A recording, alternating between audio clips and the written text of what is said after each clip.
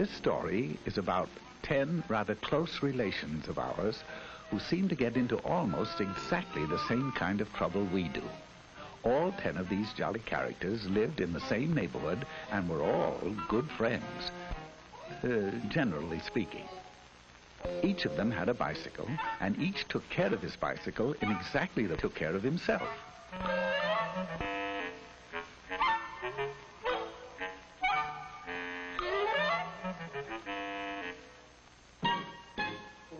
One day they held a group think and decided to have a picnic in a little park just 9 blocks away. Now that doesn't sound far, but a lot can happen in 9 blocks, right? Well, sound off out there. I said right? Right. So, they all ran home and made themselves sandwiches. I know that doesn't sound too likely, but of course, human. Then they hurried back, all ready to go. Now, one of the 10 was a rather hungry type. His name was Slim Jim McGupney, and his picnic lunch was what you might call a portable banquet, right? Right. Slim knew that his big sack would be hard to handle, so he asked Orville Slump if he'd carry it for him. Orville had a basket on the rear of his bike. He was a good sort, and he answered, okay. Some of the others noticed this and asked him if he'd carry theirs, too. Orville answered graciously, well, I guess so. And naturally, everybody else did the same until Orville's rear basket looked like a chuck wagon.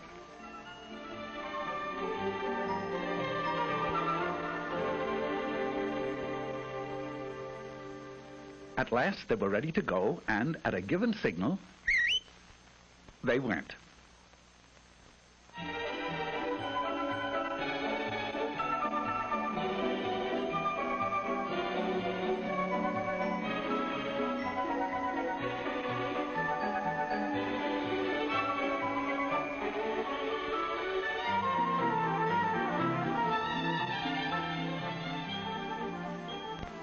Now this is Rooty Toot Jasperson.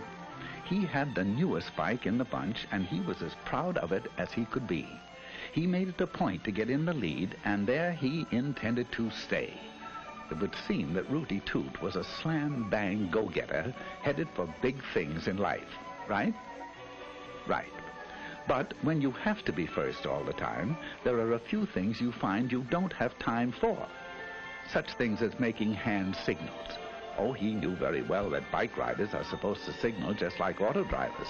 Hand down for slow or stop. Hand up for right turn. Hand straight out for left turn.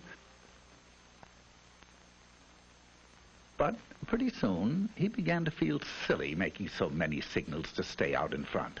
So he skipped one to rest his poor old tired arm. Just one signal, once. At this point, Rooty Toot Jasperson left the party.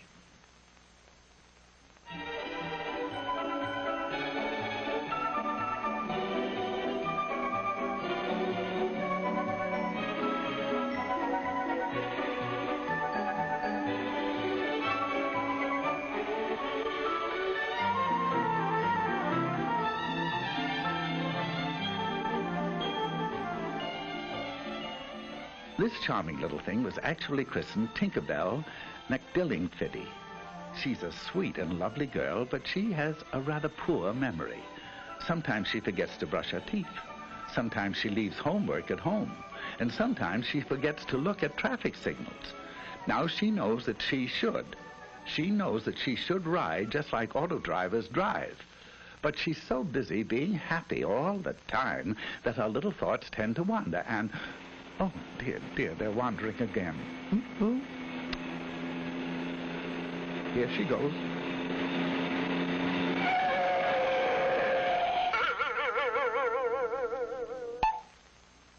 Exit Tinkerbell McDillingfiddy.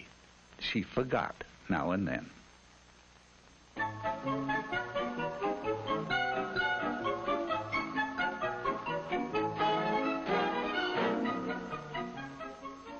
Now, let me introduce Philip Flugel. He's a star athlete, the president of his class, an honor student, and he has the handsomest profile in school. Just look at it, will you? Now, Flug, as his friends call him, has one little flaw in his character. He is very easily bored. Right now, he's asking himself why everyone has to go up this side of the street. It's so samey. So, proving that even a class president can make mistakes, he decided to ride against traffic. Oh, he knows that auto drivers never do this, and that he should follow the very same traffic rules. But he's in the mood to do something different. Anyway, there are no policemen around to see him.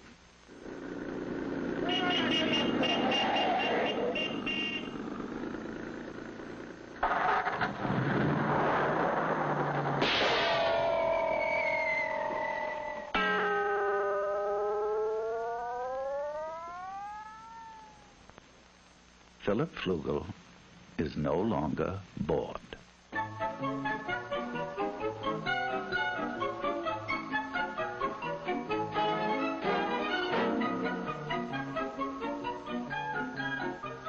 You've probably wondered about this fellow on foot. Well, his name is Mosby Pomegranate. He is splendid in dramatics, but he works so hard memorizing his lines that he doesn't get around to a lot of other things. He never made it down to register his bike and get a license for it. He knows very well that a license makes it easy to find out who he is if he's in an accident, and makes the bike easy to trace if it's lost or stolen. That's his trouble. Last week, while he was rehearsing the lead in King Kong, someone rode off with his bike. He went to the police, but of course they couldn't help him since it had no license or registration. He stomped out of the police station angrily, and he's been stomping ever since.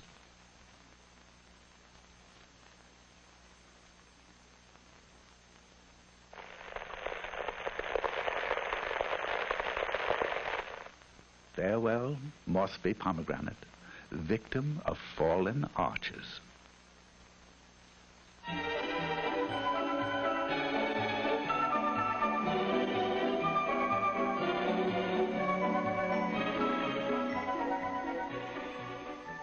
If you look carefully, you'll see Trigby Phipps.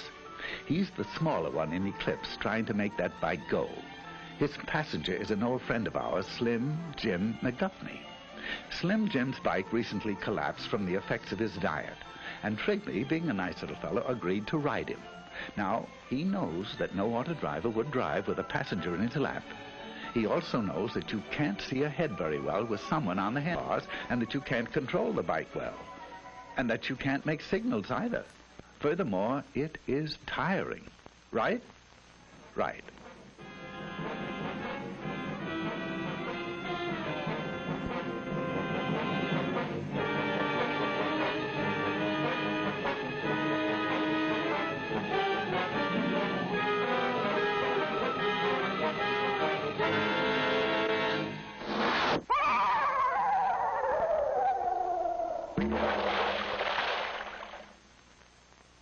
So long, fellas. There seems to be a flaw in the buddy system.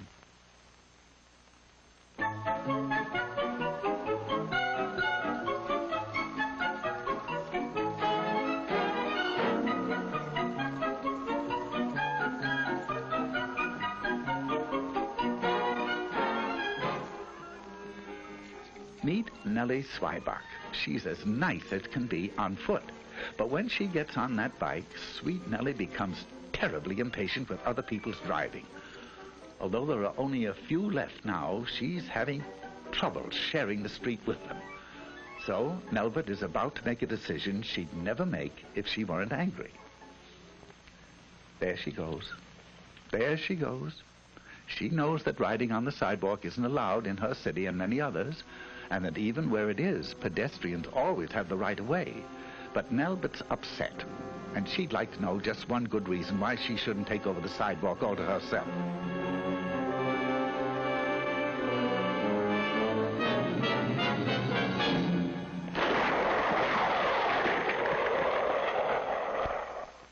Nelbert Zwieback got her one good reason.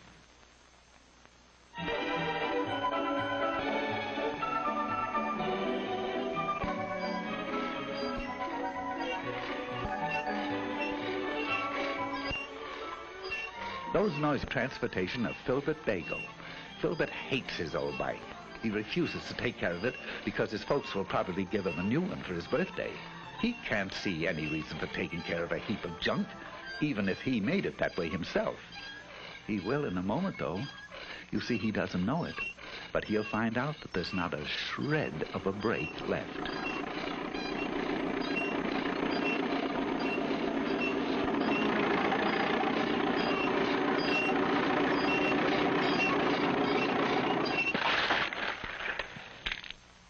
Now, Filbert would be the first to agree that if it's worth riding, it's worth taking care of. Right? Right.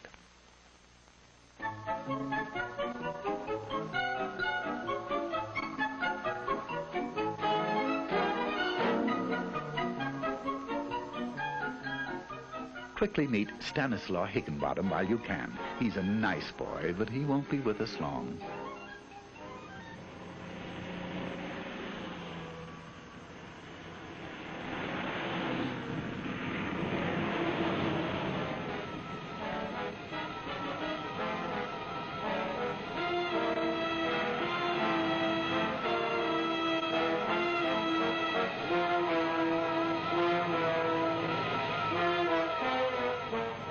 You are now looking straight at Stanislaw Higginbottom. He has neither lights nor reflectors.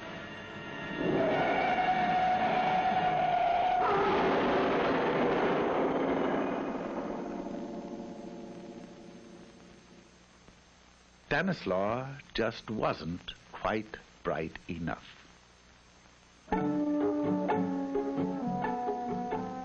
All of which leaves Orville.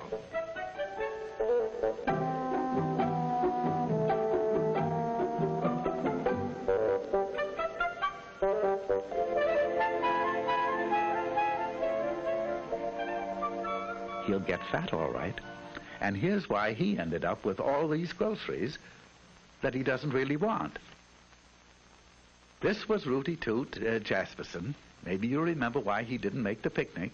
He didn't signal, just once. Do you recall Tinkerbell McDillingfiddy? She forgot to watch the signals, just once. And good old Phil Flugel, he rode up the wrong side of the street, once. Mossby Pomegranate was the walking one. He didn't get around to registering his bike and getting a license. It would have taken him only a few minutes. The small one was Trigby Phipps, and his passenger was Slim Jim McGupney. They rode double into trouble. Who can forget Nelbert Swyback? She wanted to know one good reason why the sidewalks didn't belong to her. Then there was Filbert Bagel. He didn't take care of his brakes, so they didn't take care of him. And good old Stanislaw Higginbottom. No lights, no reflector, no Stanislaw.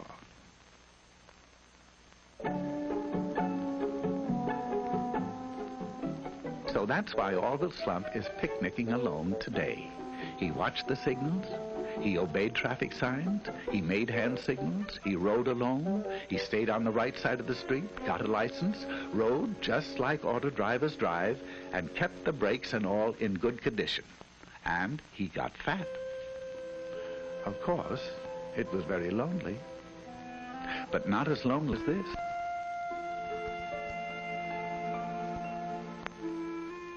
But then, as anyone can plainly see, he wasn't a monkey, right? Now, that sounds as if you really mean it, right?